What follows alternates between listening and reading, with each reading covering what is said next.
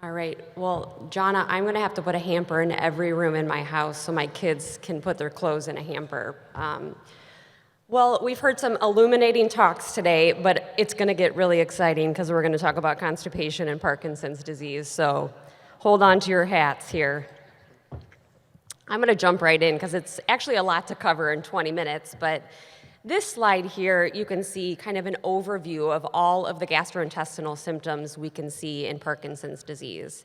Obviously today, I'm gonna focus on constipation, which involves the lower gut, but you can see here in this diagram that really all aspects of the digestive tract can be affected in Parkinson's disease.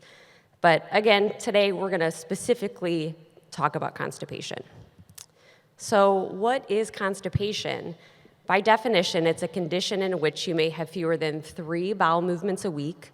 You may have stools that are hard, dry, lumpy, stools that are really difficult to pass, so you're straining a lot. And then you may have a feeling that not all stool has passed, so we call this incomplete emptying. And what constipation does then is it leads to symptoms in our patients of abdominal discomfort, bloating. Again, you may be straining or spending a lot of time on the toilet. And then in some cases, people may have to manually evacuate their bowels, which isn't fun for anybody. Constipation is one of the most frequent non-motor symptoms we see in Parkinson's disease. So for those of you not familiar with that term, so the motor symptoms in Parkinson's are those classic features you think about when you think about Parkinson's disease. So tremor, slowness to gait, slowness to movement. So constipation is considered a non-motor symptom, and it really affects a lot of our patients with Parkinson's disease. So depending on what studies you look at, it's estimated that 50 to 80% of patients with Parkinson's suffer from constipation. And often constipation can predate the onset of those motor symptoms by several years. So it is not uncommon for us to see a patient maybe for an initial visit for Parkinson's and we ask about constipation and they say, oh yeah, but I've had that for years before these other symptoms started. So thinking it's not related, but really it is. And so we can see that earlier than those other classic features of Parkinson's, similarly to when people say they lost their sense of smell maybe in some patients years before the other symptoms of Parkinson's started. And the severity and frequency of constipation can increase as Parkinson's progresses. So it's important that we don't only establish that maybe at the first visit when we see you, but kind of continue to check in on how that constipation is doing because it can worsen over time. And so we just want to stay on top of that. So why talk about constipation, right? There's so many other things to focus on in Parkinson's, but constipation, as you all know, can really impact your quality of life. So if you're constipated, you have abdominal discomfort, bloating, you don't feel good, right? And that means you're not wanting to do the things that you want to do, or maybe you don't feel like exercising because you have that abdominal discomfort. It may lead to weight loss, right? So if you're constipated, you may not have much of an appetite, and because it makes sense, if things aren't coming out, you're not wanting to put in a big meal, right? So you may end up having some weight loss due to your constipation. And then also, constipation can cause variable absorption of some of your medicines in Parkinson's disease. So particularly the dopamine medicines like carbidopa, levodopa, also known as Sinemed. If things aren't moving through the digestive tract in a timely manner, your medicine may not be getting to the part of the bowel where it needs to be absorbed. So this can lead to a delay in onset of your medication working, which then affects all of your other symptoms. And then in more serious cases, if you have constipation, this can lead to a bowel obstruction. So this is where your bowel gets completely blocked by stool and nothing is moving through, or you can get something called pseudo-obstruction, which are both medical emergencies requiring hospitalization. So we don't want that to happen. This slide is super busy, but bear with me. This is just looking at some of the potential causes of gastrointestinal issues and constipation and Parkinson's disease. So I'm just kind of trying to highlight some of these things so you kind of understand maybe what's going on. So there's several factors that they think may contribute to things like constipation and Parkinson's disease. One is damage or dysfunction to the intrinsic and extrinsic nervous system of your gut, okay? What does that mean? So your extrinsic nervous system is basically your brain and the signals going from your brain to the nerves that then control the gut, okay? So you have that extrinsic nervous system controlling your gut, but then your gut itself has its own built-in nervous system, and it's called the intrinsic nervous system. And it's thought in Parkinson's, there's pathology in both of these nervous systems that can affect the gut function, okay? And here you can just see this is basically your colon, large intestine, and then this is kind of a zoomed out view. I don't know how well you can see this on these slides, guys, but it's a zoomed in view of the wall of essentially your colon, okay? And you can see here, there's smooth muscle, there's that internal nervous system, and then this is the wall of the gut here. And so that all needs to function appropriately for your digestive tract to work appropriately. And so that can be affected in Parkinson's. We can also see changes to what we call the gut microbiome in Parkinson's disease. So we all have good bacteria in our gut, right? And that good bacteria is vital to keeping our digestive tract working appropriately. But sometimes that gets out of whack. And when that gets out of whack, things maybe don't function as well in Parkinson's. And can cause some uncomfortable symptoms. It's also thought that there may be some gut barrier dysfunction or inflammation in Parkinson's. So like I said before, you have a lining of your gut, okay? And these cells, the job of this lining is kind of to protect us from our environment, right? So it's thought that there may be some dysfunction or inflammation in that gut lining that can lead to digestive symptoms and Parkinson's. And then this in turn leads to dysregulation of things like neurogastrointestinal hormones. So those things like on a molecular level that are basically telling the gut to do what and when. And then lastly, we can see some constipation from medications in Parkinson's disease. So now that I talked about kind of more of what's happening to cause maybe digestives or constipation issues in Parkinson's, I want to talk about how does that functionally translate into what's happening in the bowels. And so in Parkinson's, there's been two main functional things they think that are happening that are leading to that constipation that you may be experiencing. One is something called prolonged colonic transit time. This just means the bowel contents are moving through your colon much more slowly than maybe somebody without Parkinson's. And so that will kind of slow things down, make you have less bowel movements, less frequency of bowel movements. And then the second functional thing that's happening due to all those changes we talked about on that previous slide is something called defecatory dyssynergia. This is just a complicated term for there's lack of coordination of the muscles required to have a bowel movement or to defecate, okay?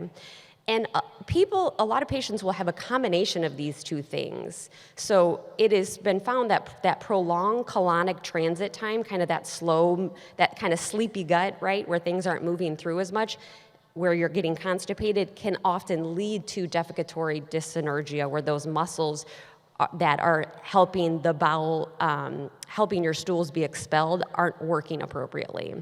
And so let's talk about, well, what is involved in normal defecation? I know that seems odd to talk about, but I think it's important in understanding this problem to basically having an understanding of what's normal. So normally, when you get a sensation that you have to have a bowel movement, it's because contents have moved into your rectum, which then distends, and at that time you go, oh, I have to go to the bathroom. And then if it's an appropriate time, you walk to the bathroom, you sit on the toilet, you voluntarily increase your intra-abdominal pressure, so that's when you bear down to have a bowel movement.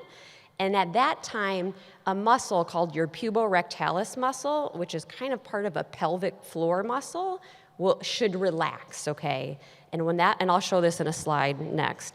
When that muscle relaxes, what happens is your rectum, which at rest is usually at an angle because of that muscle pulling on it, it straightens out. And so stool can then move through from the rectum to the anus. You have relaxation of your anal sphincters, and then stool comes out, okay? So that's the normal process. But with this defecatory dyssynergia, those muscles aren't working together or aren't relaxing like they should. And so this translates into feeling like you're straining, or maybe you're trying to have a bowel movement against like a hard wall almost. So here's just a picture of that. And this is kind of, think about this as like if I cut somebody in half and I'm looking at their pelvis from the side on. And so this is at normal resting state, and I'm gonna orient you here. So this is the front of your pubic bone. We call it your pubic symphysis. This is your tailbone. This is the end of your colon. This is your rectum, which is, see how it's at an angle at resting state? That's because of this sling-like muscle called your puborectalis that's normally, when you're resting, that's contracting, okay? And it creates that angle so stool doesn't come out.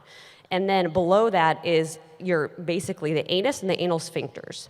So when you normally want to have a bowel movement, again, you're increasing that intra-abdominal pressure, you're bearing down. What happens is that puborectalis muscle, it relaxes. And when it relaxes, that angle of the rectum, it straightens to allow stool to come out easier.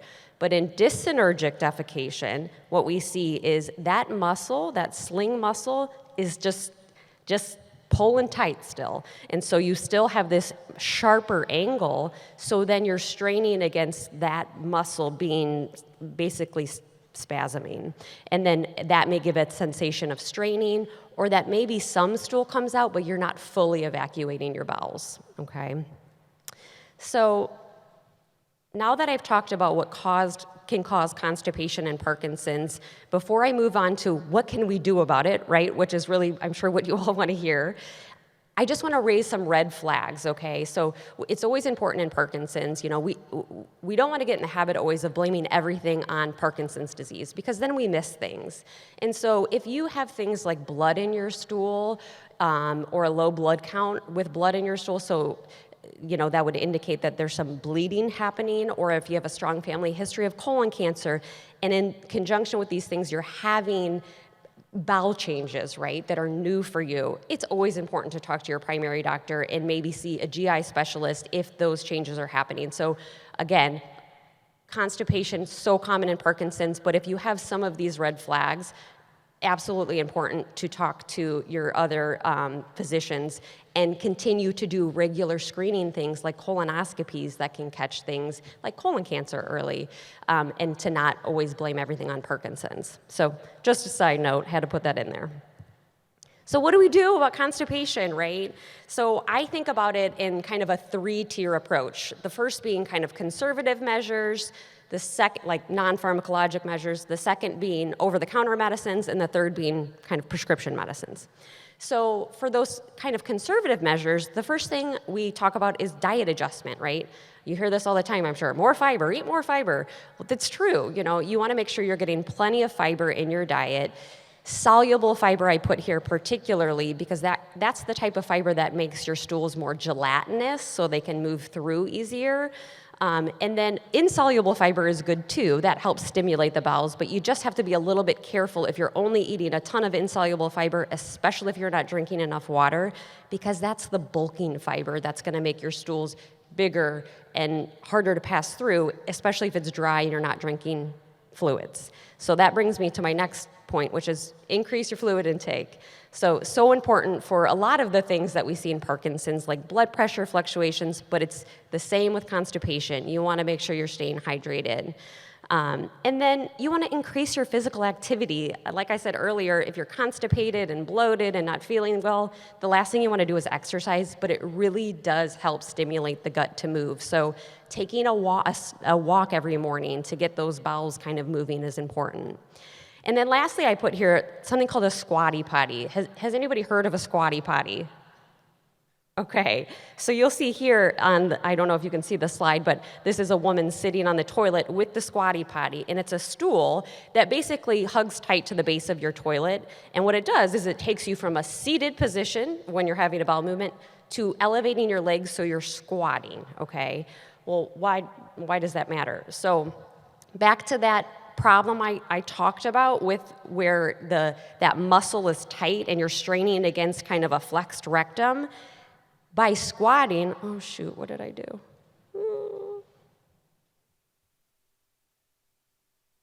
There we go. Thanks, sorry. Gosh, I was right at like the pinnacle of that part two. Screwed that up.